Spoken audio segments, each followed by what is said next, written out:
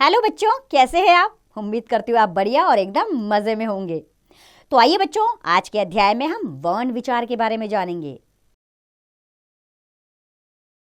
तो आइए देर नहीं करते हैं और जान लेते हैं कि वर्ण क्या है।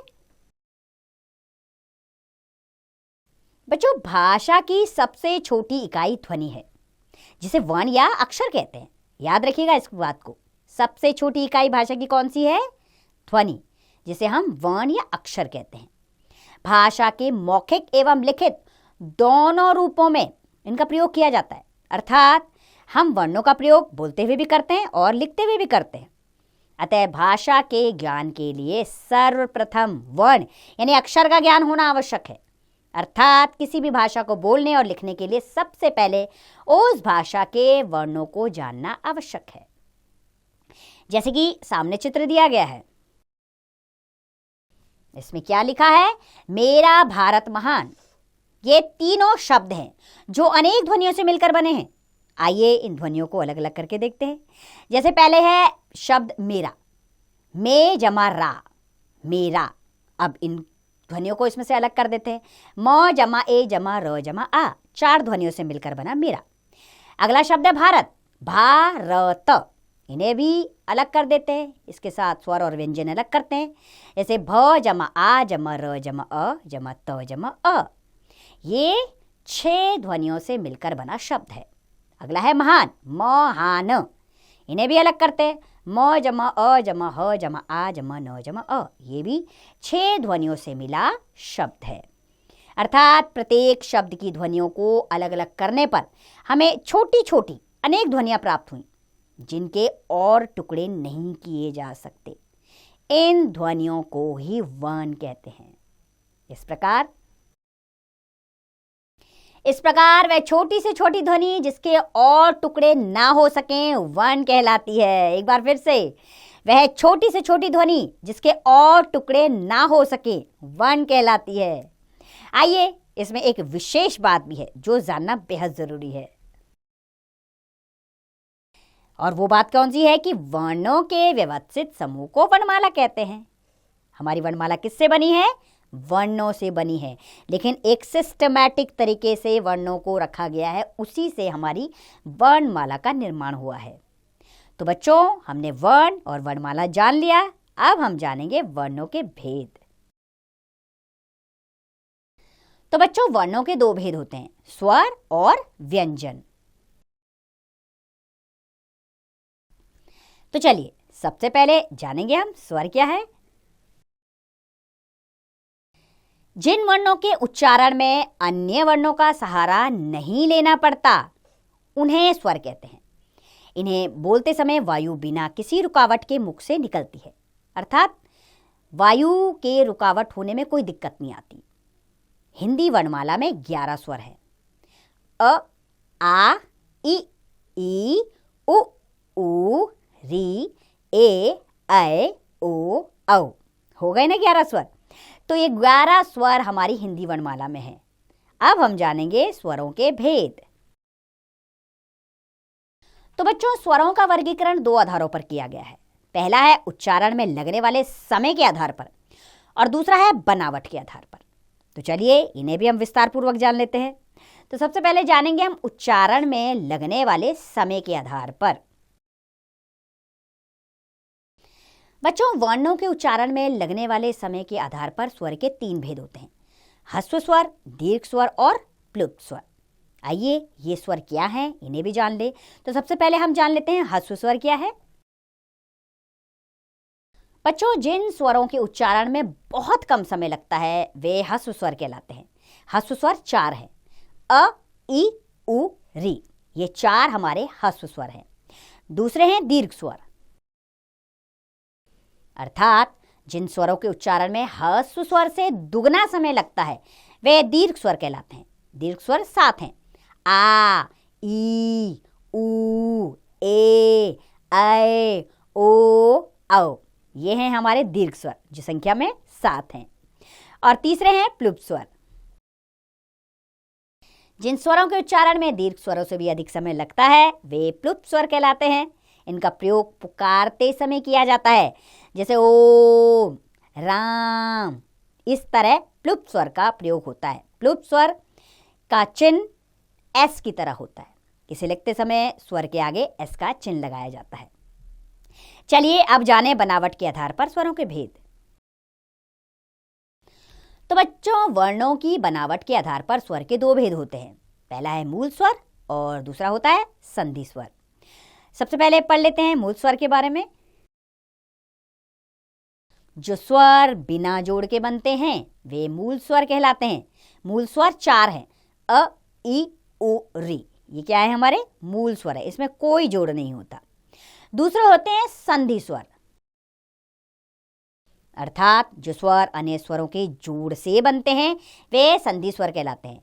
जैसे और अ का मेल हुआ तो आ बना, अ के साथ उ का मेल हुआ तो ओ बना, अ के साथ ई का मेल हुआ तो ए बना, अ के साथ ए का मेल हुआ तो ए बना, उ के साथ उ का मेल हुआ तो बड़ा ऊ बना, ई के साथ ई का मेल हुआ तो बड़ी बना, और अ के साथ औ का मेल हुआ तो औ बना। ये सब आप संधि में पढ़ेंगे आगे जाकर। इस समय आप मूल स्वर और संधि स्वर के बारे में जानिए बस। चलिए अब हम बढ़ते हैं स्वरों की मात्राएं जानने की ओर। तो बच्चों, जब स्वरों का प्रयोग व्यंजनों के साथ मिलाकर किया जाता है तो ये अपने मूल रूप में नहीं लिखे जाते, बल्कि इनके चिन्ह व्यंजन में जुड़ जाते हैं, जिन्हें मात्रा कहते हैं। स्वरों की मात्राएं इस प्रकार है। जैसे अ की कोई मात्रा नहीं होती।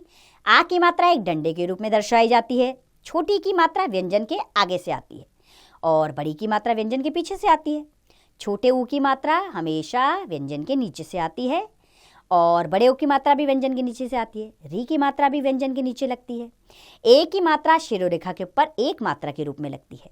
आए की मात्रा शिरोरेखा के ऊपर 2 मात्रा के रूप में दर्शाई जाती है और औ की मात्रा एक डंडा और शिरोरेखा के ऊपर 1 मात्रा के रूप में लगती है और औ की मात्रा एक डंडा और शिरोरेखा के ऊपर 2 मात्रा के रूप में लगती है। इसमें कुछ विशेष बातें हैं जिन्हें जानना बेहद आवश्यक है। आइए जान लेते हैं। जैसे कि अ स्वर की कोई मात्रा नहीं होती। सभी व्यंजन अ की सहायता से ही बोले जाते हैं, अर्थात जब भी किसी व्यंजन का उच्चारण होता है तो उसमें अ ध्वनि आती ही आती है। यदि व्यंजन में अ स्वर नहीं मिला होता है तो उसके नीचे एक तिरछी रेखा लगा देते हैं, जिन्हें हलंत कहते हैं। अर्थात जिसके नीचे हलंत लगा होता है इसका मतलब वो व्यंजन स्वर रहित है, यानी कि आधा है। र में उ तथा ऊ की मात्रा र के बीच में लगती है, जैसे कि रुपया, रुचि आदि, इस तरह। और बड़ा ऊ रूप, कुरूप आदि। इस तरह बीच में र में ऊ की मात्रा लगती है। तो बच्चों, ये तो हमने स्वर के बारे में जानकारी ले ली। अब हम बढ़ते हैं व्यंजन के बारे में जानने के लिए। अर्थात जिन वर्णों का उच्चारण स्वरों की सहायता से किया जाता है उन्हें व्यंजन कहते हैं। इन्हें बोलते समय वायु मुख में अलग अलग स्थानों पर रुककर निकलती है। हिंदी वर्णमाला में 33 व्यंजन हैं। आइए इन्हें जान लें। क, ख, ग, घ, ञ, च, छ, ज, झ, ञ, ट, ठ, ड, ढ, ण, त, थ, द, ध, न, प, फ, ब, भ, म, य, र, ल, व, श, श, स, ह। ये हमारे 33 व्यंजन हैं। अब हम जानेंगे व्यंजन के भेद, जो 3 होते हैं। पहला है स्पर्श व्यंजन, दूसरा अंतस्थ व्यंजन और तीसरा ऊष्म व्यंजन। तो सबसे पहले पढ़ लेते हैं स्पर्श व्यंजन के बारे में। जिन व्यंजनों को बोलने में वायु किसी स्थान विशेष को स्पर्श करती हुई मुख से बाहर निकलती है उन्हें स्पर्श व्यंजन कहते हैं। अर्थात स्पर्श यानी कि टच करते हुए बाहर आती है। ये 25 हैं जो 5 वर्गों में बटे हुए हैं और प्रथम वर्ण उस वर्ग का नाम बताता है। जैसे क वर्ग, इसका प्रथम वर्ण क्या होगा? क होगा। जैसे क, ख, ग, घ, ण। अगला है च वर्ग, च, छ, ज, झ, ञ। जैसे ट वर्ग, ट, ठ, ड, ढ, ण। त वर्ग, त, थ, द, ध, न। और अंतिम है प वर्ग, प, फ, ब, भ, म। ये थे हमारे वर्ग और उसमें आने वाले व्यंजन। अब आते हैं हम अंतस्थ व्यंजन पर। तो बच्चों अंतस्थ यानी अंदर से बोले जाने वाले जिन व्यंजनों को बोलने में वायु अवरोध की दृष्टि से स्वरों एवं व्यंजनों के मध्य की स्थिति में आती है, यानी कि बीच की स्थिति में आती है, उन्हें अंतस्थ व्यंजन कहते हैं। ये 4 हैं। और कौन से हैं वो? य, र, ल, व। इनका उच्चारण अंदर से होता है, इसीलिए ये अंतस्थ व्यंजन कहलाते हैं। और तीसरा है ऊष्म व्यंजन, अर्थात जिन व्यंजनों को बोलने में मुख से गर्म हवा निकलती है उन्हें ऊष्म व्यंजन कहते हैं। ये भी 4 है, श, श, स, ह। ये 4, इनसे हवा बाहर निकलती है, ऊष्मा निकलती है, इसीलिए ये ऊष्म व्यंजन कहलाते हैं। इन व्यंजनों के अतिरिक्त भी अनेक व्यंजन हैं, किंतु ये स्वतंत्र व्यंजन नहीं है, बल्कि अन्य व्यंजनों से मिलकर बने हैं। ये 2 प्रकार के माने गए हैं, पहला है संयुक्त व्यंजन और दूसरा है द्वित्व व्यंजन। तो चलिए जानें संयुक्त व्यंजन के बारे में। अर्थात 2 भिन्न भिन्न व्यंजनों के मिलने से जो नए व्यंजन बनते हैं उन्हें संयुक्त व्यंजन कहते हैं। अर्थात इसमें 2 अलग अलग व्यंजन होते हैं। जैसे श और र से श्र बनता है, शब्द बना श्रेय श्रम। क और श के मेल से श, क्षमा वाला, क्षमा क्षत्रिय। ज और इयों के मेल से ज्ञ बना, शब्द है ज्ञान ज्ञानेन्द्रिय। त और र के मेल से त्र बना, शब्द है त्रिशूल त्रिकोण। दूसरे तरह के होते हैं व्यंजन द्वित्व व्यंजन। द्वित्व यानी कि एक जैसे व्यंजन का 2 बार आना। जब एक जैसे 2 व्यंजन आपस में मिलते हैं तो उन्हें द्वित्व व्यंजन कहते हैं। जैसे क मिला आपस में तो मक्का पक्का, इसमें एक आधा और एक पूरा होता है। ट 2 बार आपस में मिला तो मिट्टी और पट्टी बना। म 2 बार मिला तो सम्मान चम्मच। न अगर 2 बार आया तो प्रसन्न खिन, ये शब्द आ जाएंगे। तो बच्चों हमने व्यंजनों के बारे में भी जान लिया है, अब हम जान लेते हैं अयोग वाक्य क्या है। हिंदी वर्णमाला में 11 स्वरों तथा 33 व्यंजनों के अतिरिक्त 3 अन्य वर्ण भी प्रयोग होते हैं, जो ना तो स्वर हैं और ना ही व्यंजन। इन्हें अयोग वाक्य कहते हैं, जो इस प्रकार है। पहला है अनुस्वार और दूसरा होता है विसर्ग। चलिए क्या है अनुस्वार, उसे जान लेते हैं। इसका उच्चारण नाक से होता है, किसका? अनुस्वार का, और ऊपर बिंदु के रूप में अनुस्वार को दर्शाया जाता है। शब्द होते हैं जैसे चंचल, अंगूर, शंकर, अंग, जबकि उसका उच्चारण किया जाता तब नाक से किया जाता है। और दूसरा है विसर्ग, ऊपर नीचे 2 बिंदु हैं, इसका उच्चारण ह के समान होता है। जैसे प्रातः, फलतः, मुख्यतः, अतः, ये क्या है? सब विसर्ग इनके साथ आ रहा है, इसलिए ह की ध्वनि अंत में आ रही है। आगे है अनुनासिक, चंद्र बिंदु के रूप में दर्शाया जाता है। इसका उच्चारण नाक और मुख दोनों से होता है, जैसे आंख, आंधी, चांद, दांत आदि। ये क्या है? अनुस्वार के शब्द है, इनके ऊपर चंद्र बिंदु आएगा। तो चलिए बच्चों अब आगत ध्वनियां क्या है इसके बारे में जान लेते हैं। बच्चों हिंदी भाषा में कुछ ध्वनियां विदेशी भाषाओं से भी आई हैं। ऐसी ध्वनियों को आगत ध्वनियां कहते हैं। जैसे कि आ के ऊपर अर्धचंद्र। इस ध्वनि का प्रयोग अंग्रेजी के शब्दों के ठीक उच्चारण के लिए किया जाता है। अर्थात वे शब्द जो अंग्रेजी भाषा से हिंदी भाषा में ज्यों के त्यों लिखे जाते हैं, उनके ऊपर इस चिन्ह का प्रयोग किया जाता है। इसका चिन्ह अर्धचंद्राकार होता है, यानी अर्धचंद्र। जैसे डॉक्टर, टॉफी, हॉल आदि, इनके ऊपर अर्ध चिन्ह आता है, अर्धचंद्र आता है, और इसी से पता लगता है कि अंग्रेजी भाषा के शब्द हैं। अगला है ज, यानी कि ज के नीचे नुक्ता।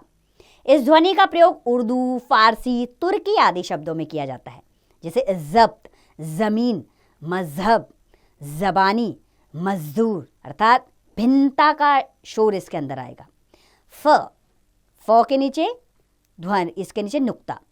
इस ध्वनि का प्रयोग भी उर्दू, फारसी, तुर्की आदि शब्दों में किया जाता है। जैसे फन, फतह, फना, फरिश्ता, फसल आदि।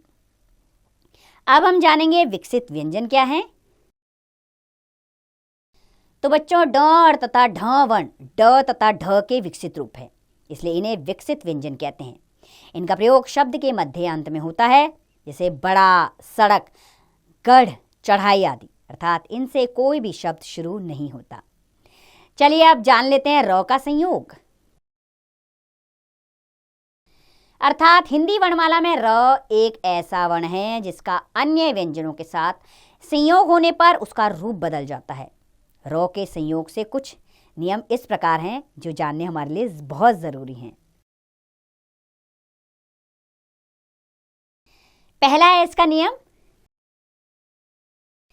यदि र यानी स्वर रहित, अगर र स्वर रहित है, इसके बाद कोई व्यंजन आता है तो यह उस व्यंजन के ऊपर रेफ के रूप में लगता है। इस तरह लगेगा, रेफ के रूप में दर्शाया जाता है। जैसे र म के साथ लगा तो धर्म शर्म, र चौ के साथ लगा तो चर्च खर्च, र दो में लगा तो मर्द दर्द, और र वो में लगा तो पूर्व गर्व शब्द आए, यानी कि वो के ऊपर रेफ के रूप में र आ गया। दूसरा नियम है इसका, यदि र से पहले कोई अ रहित व्यंजन आता है तो यह उसके साथ पदेन के रूप में लगता है। इस तरह तिरछी रेखा के रूप में लगता है। याद रखिएगा, यदि र से पहले कोई अ रहित व्यंजन आए, अ रहित यानी कि जिसमें अ का साउंड नहीं है, तो उसमें यह पदेन के रूप में लगता है। जैसे र से पहले क आया जिसमें अ नहीं है, तो कैसे लगेगा? क्रम क्रय। म के साथ र नर्म आम्र, प के बाद र प्रयास प्रतिज्ञा, ग के बाद र ग्रह ग्रहण। और तीसरा नियम है इसका, जब र से पहले स्वर रहित ट या ड आता है तो यह उसके नीचे पदेन के रूप में लगता है। अर्थात इस तरह दो तिरछी रेखाओं के रूप में लगता है। जैसे ट के बाद र तो ट्रक ट्रेन, ड के बाद र तो ड्रम ड्रामा, इस तरह पदेन के रूप में लगाइए ट और ड के नीचे। आइए बच्चों, आप वर्ण विच्छेद भी जान लेते हैं। जब हम अभ्यास ही कर रहे हैं वर्ण का, तो वर्ण विच्छेद से दूर तो रहा नहीं जा सकता। तो बच्चों, शब्दों में प्रयुक्त वर्णों को अलग अलग करके लिखना वर्ण विच्छेद कहलाता है। जैसे हम एक शब्द लेते हैं प्रकृति, आइए इसका वर्ण विच्छेद करें तो क्या करेंगे? हम स्वर को व्यंजन से अलग कर देंगे, और जब स्वर व्यंजन से अलग होगा तो उसके नीचे तिरछी रेखा जरूर खींचेगा। किसके नीचे? व्यंजन के नीचे। इससे पता लगेगा कि वो अब स्वर रहित है। तो पहला शब्द है प्रकृति, इसका वर्ण विच्छेद इस प्रकार होगा, प जमा र जमा अ जमा क जमा री जमा त जमा ई। गर्व शब्द, ग जमा अ जमा र जमा व जमा अ। विज्ञान, व जमा इ जमा ज जमा या जमा आ जमा न जमा अ। भारतीय, भ जमा आ जमा र जमा अ जमा त जमा ई जमा य जमा अ। ये हो गया वर्ण विच्छेद। अब बच्चों, आप कोई भी शब्द लीजिए और उसका वर्ण विच्छेद का अभ्यास करें कीजिए, आप इसमें देखिए तुरंत निपुण हो जाएंगे। तो आइए आपके अभ्यास के लिए एक बार हम इस अध्याय को दोहरा लेते हैं। बच्चों, भाषा की सबसे छोटी इकाई ध्वनि वर्ण कहलाती है। वर्ण के दो भेद होते हैं, स्वर तथा व्यंजन। वर्णों के उच्चारण में लगने वाले समय के आधार पर स्वर के तीन भेद होते हैं, ह्रस्व, दीर्घ तथा प्लुत स्वर। और व्यंजन के तीन भेद होते हैं, स्पर्श, अंतस्थ तथा ऊष्म व्यंजन। दो भिन्न भिन्न व्यंजनों से मिलकर बनने वाले नए व्यंजन संयुक्त व्यंजन कहलाते हैं, और एक जैसे दो व्यंजनों के आपस में मिलने पर द्वित्व व्यंजन बनते हैं। तो बच्चों, मुझे पूरी उम्मीद है यह अध्याय आपको बहुत अच्छे से समझ में आया होगा। इसमें हमने वर्ण, वर्णमाला सबके बारे में पूर्णतः जानकारी ली। स्वर, व्यंजन, ये सब इस अध्याय में हमने जाना। अब अभ्यास कार्य तो आपको ही करना है, तो इसका अभ्यास कार्य आप स्वयं कीजिए।